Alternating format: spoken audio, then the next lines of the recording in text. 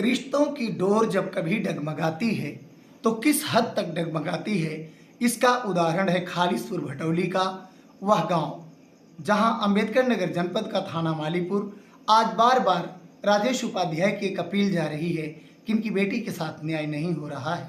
सत्यनारायण द्विवेदी प्रधानाध्यापक के ऊपर समधी जी ने यानी राजेश उपाध्याय ने इल्ज़ाम लगाया है कि इन्होंने अपने पैर के इलाज के दौरान एक तरफ अस्पताल में इन्होंने सेवाएं ली हैं, अस्पताल के इन्होंने अपने पैर का ऑपरेशन कराया है, तो दूसरी तरफ उसी समय में इन्होंने एक दूसरे जनपद में एक गवर्नमेंट स्कूल में नौकरी करते हुए इन सरकार को धोखे में रखकर सरकार से धन उगाही किया है, अपना वेतन लिया है और छुट्टी भी किस तरीके से इन्होंने सब गोलमाल का मैटर है, इसे लेकर के एक जनसूचना मांगी गई और जनसूचना इन्हें नहीं मिल पाई।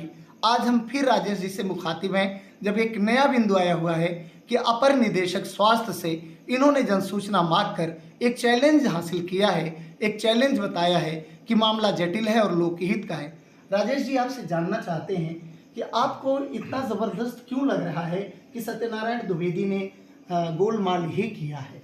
हमको विद्यालय द्वारा जो सूचना प्राप्त हुई, विद्यालय मतलब जिस विद्यालय में अध्यापक थे जी, हमने वहाँ से भी जनसूचना मांगा। हाँ, तो वहाँ से हमको जनसूचना मिली। जी जी, जनसूचना में हमको वहाँ से बताया गया कि मानव संपदा पोर्टल पर ये लगातार उपस्थित हैं। अच्छा विद्यालय में कुछ मेडिकल दिए हैं जी। तो मानव संपदा पोर्टल पर जब ये उपस्थित हैं, क्या उसी समय कौन सा अस्पताल आप बता रहे उसी थे? समय कनक हॉस्पिटल, अच्छा, मैटरनिटी, कनक हाँ, मैटरनिटी, कनक मैटरनिटी अकबरपुर, हाँ हाँ, जहाँ के हड्डी स्पेशलिस्ट आलोक पांडे जी हैं, जी जी, उनके यहाँ इन्होंने ऑपरेशन करवाया था 20 दिसंबर 2022। जी।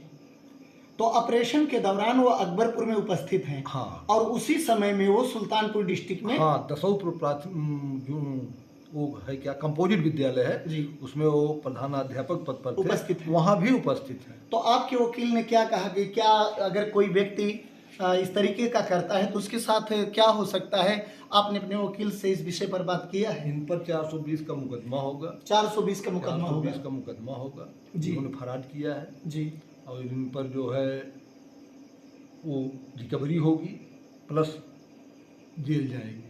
मतलब इसमें इनके साथ सरकार अगर सच पाया जाता है, सरकार ईमानदारी से सरकार अगर ईमानदारी से जांच करती है और दोष इन पर सिद्ध होता है तो इनका कहना है, इनके वकील का मानना है कि उसकी रिकवरी होगी। रिकवरी का मतलब हो गया तब तो पेंशन भी बंद हो जाएगी, पेंशन भी बंद होगी, पेंशन बंद होगी और जेल भी जाना पड़ेगा।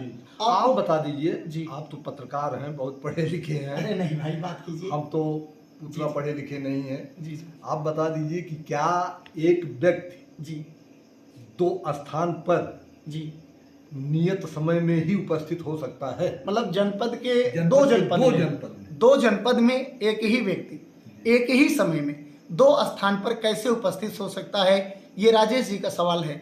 और इनके विद्वान वकील ने इस बात का इन्हें भरोसा दिलाया है कि आपको न्याय मिलेगा। दरअसल जब बेटी का घर उजड़ने लगता है तो कोई भी बाप यही चाहेगा कि घर उजाड़ने वाले का सुकून कितनी जल्दी से छीन लिया जाए। राजेश जी कहीं ना कहीं कुछ इस तरीके की ही कोशिश कर रहे हैं, लेकिन वो डॉक्टर जो आपको नहीं दे रहे हैं जनसूचना, उनका क्या मानना है, क्यों नहीं दे रहे हैं? उनका कहना है कि डॉक्टर और रोगी का वैश्वासिक संबंध होता है, विश्वास का संबंध होता है और निजता के आधार पर जनसूचना 8घ 8 अंगा के तहत नहीं दी जा सकती। 8घ और 8 अंगा के तहत नहीं दी जा सकती। कुल मिलाकर के मामला चाहे सरकार के गबन का हो और चाहे किसी अनियमितता का हो अथवा दोष सिद्ध होने का हो, उस दशा में डॉक्टर अगर इस तरीके से साथ दे रहे हैं अथवा जनसूचना नहीं दे रहे हैं तो उन डॉक्टर साहब के लिए आप क्या करेंगे? उनके लिए भी आपने कुछ सोचा है? इसीलिए तो जिसे हमको सीएमओ द्वारा ये जनसूचना मिली जी, तो हमने जो है अपर निदेशक स्वास्थ्य विभाग अयोध्या मंडल को सूचित किया। एक मतलब एक क्या कहते प्रथम अपील वहाँ किया है जी। अब उनके द्वारा जो भी सूचना इस मैटर को आप सलटाना चाहते हैं, समझौते पर लाना चाहते हैं, या चाहते हैं कि किसी तरीके से सच सामने आए और समधी जी पूरे ये सच सामने आए जी, ये सच सामने आए, सच क्या है? धन्यवाद राजेश जी। बहुत अच्छा। वास्तव में सच जिसके साथ होगा जीत उसकी ही होगी, लेकिन एक समधी दूसरे समधी को इस तरीके से अगर बेनकाब करना चाह रहा है तो उसके पीछे केवल दो दो बहुओं के छूटने का दर्द है कि छोटी बहू और बड़ी बहू दोनों आज एक वीरान बदहाल और बेसहारा जिंदगी जी रही हैं।